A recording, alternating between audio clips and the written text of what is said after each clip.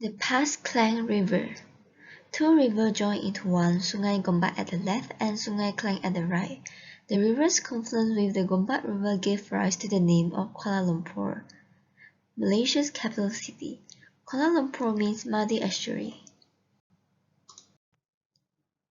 The river has become a spot to load up the tin ores. An open cast in the tin mine with workers carrying their loads on a primitive wooden structure. A village along the river, people live depends on it. Close to the estuary, the river plays an integral economic role to people living nearby. Over the years and in the wake of rapid development in the city, the river became increasingly polluted and experienced flash flood during 1971. The boat has become a manned transportation. As societies take shape, there is no more tin mining, and the river degenerates into waterways for the city's garbage and sewage. The Klang River was forgotten. In early 1888, the building was built along the river for tin mining. Go through initiation, colonization, compaction, until 2020 wawasan, Kuala Lumpur has transformed into a modern city with rapid growth of economy. The KL city has changed. At coarse grain, the area is mostly old heritage building in loose and scattered arrangement. At fine grain, the area is mostly with high density and compact commercial building blocks. It is distributed into four districts: Commercial District, Law and Enforcement District, Historical District, and Medical District. There is a huge contrast between Commercial and the neighboring Historical District. The river forms an edge separating Commercial and Historical District. Jalan Lebuh Pasar Besar breaks down the Commercial District into several streets. There are bus station, KTM station, and LRT station around. The site has good and convenient accessibility. In the morning, the street is quiet and calm. In the afternoon, the street gradually becomes busier.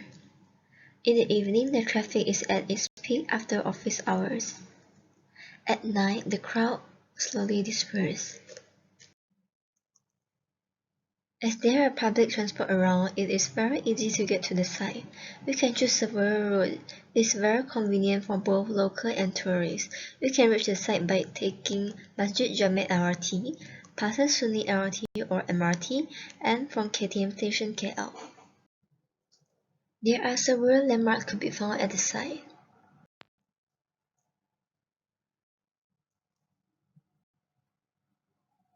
There are cultural nodes and permanent nodes. There are quite lots of nodes around the site contributes to high chance of contact intensity. According to the DBLK codes, it requires a 6-meter setback from the road curb, 3-meter setback from LRT, 10-meter setback from the river, and 1.5-meter height clearance from the LRT. View to site from Jalan Tantun Chenglok. View to site from the Central Market. View to site from the LRT. View from site to the Central Market. View from site to Kasri Walk. View from site to Jalan Tantun Chenglok. People split from the LRT station and disperse into different directions. Hotspots in Petaling Street provide strong pedestrian streetscape at Jalan Tantun Chenglok, pulling people from Petaling Street to Kasri Walk. Our site becomes a new focal point at the intersection of paths and a magnet to pull the city life down to the river of life. In the morning, the streets are still quiet. Most locals are setting out their stalls. The morning wet market has the highest density. In the afternoon, the street has become busier with the influx of tourists. The Central Market, Kasri Walk, and Petaling Street is crowded. In the evening, the streets become very busy after office hours. Tourists and locals are hanging around.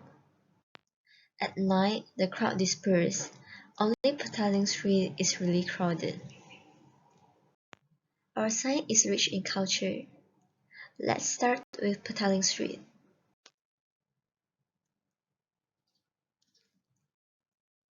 There are several activities ongoing. We'll see what's the community everyday lifestyle in the street.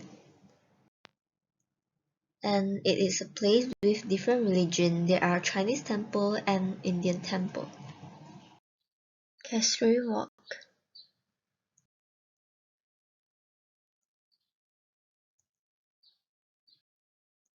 In Castry Walk, you can find different types of Malaysian snacks and local food. In comparison, Castry Walk focuses more on local Malay cuisine food, and you can find souvenirs there. In Petaling Street, there are more Chinese food and most of the stalls are selling clothes, accessories, bags, and flip-flops. Different from the Petaling Street and Castry Walk, the Central Market is more towards a culture market that reflects the colorful culture of Malaysia.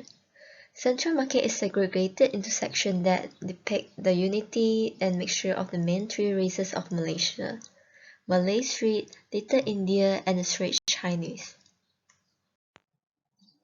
In the Straight Chinese, you can find Chinese merchandises and Chinese painting.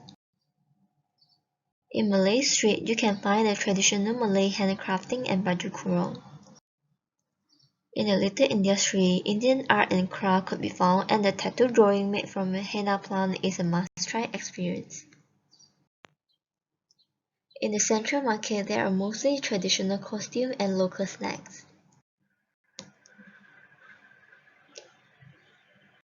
Reading the Malaysia introductive article again, it says, Malaysia is a multi-ethnic and multicultural country with half of the population is ethnically Malay, with large minorities of Chinese, Indians, and indigenous peoples. Who are those indigenous people? Who are those people that live in part of Malaysia? Slowly until a point where everyone had forgotten their existence. Even some locals are not familiar with the ethnic groups. These people are called the Orang Asli, which refer to the Aboriginals of Sabah, Sarawak, and Peninsular Malaysia. These groups are given Bumiputra status in Malaysia back to the early generation that lived by the river deep in the mountain. Orang Asli is part of Malaysia and we shouldn't forget the origins of these people. The culture of the ethnic group should be preserved and passed to the next generation. Compare the population of East and West Malaysia.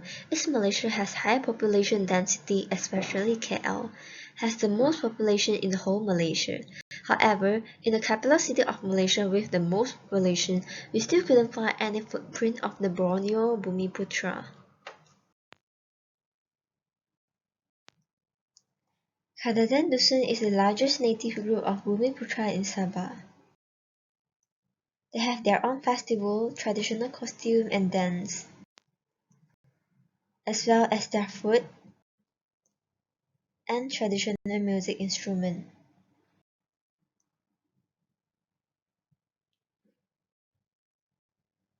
Bajau is referred to the people of the sea.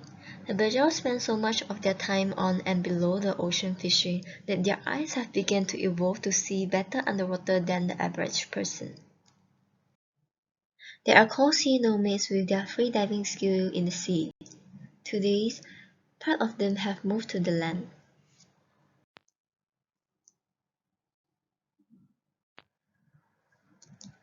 The Murut,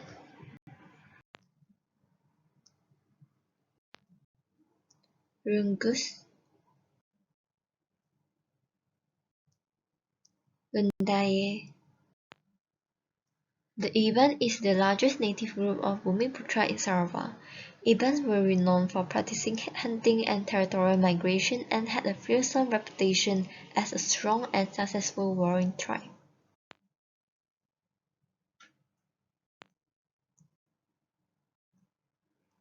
Bidayo, Melanau, Ulu.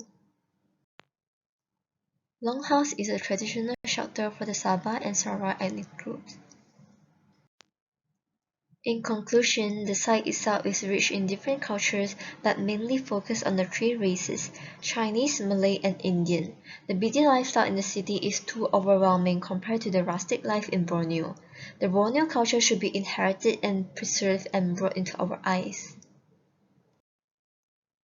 The Cultural Experience Center will be a live experience center that displays the primitive life of the forgotten ethnic groups in Malaysia to the current generation and send them a message about the importance of the gifted natural resources to care about the environment. In the Live Experience Center, the target users, both local and tourists, are able to experience the lifestyle of the Borneo ethnic groups, on how they coexist with the nature and how they deal with their everyday life. It is topic about life. To respond to the site, the design consideration can include permeability, public realm, landscaping and courtyard, accessibility, clusters, and views.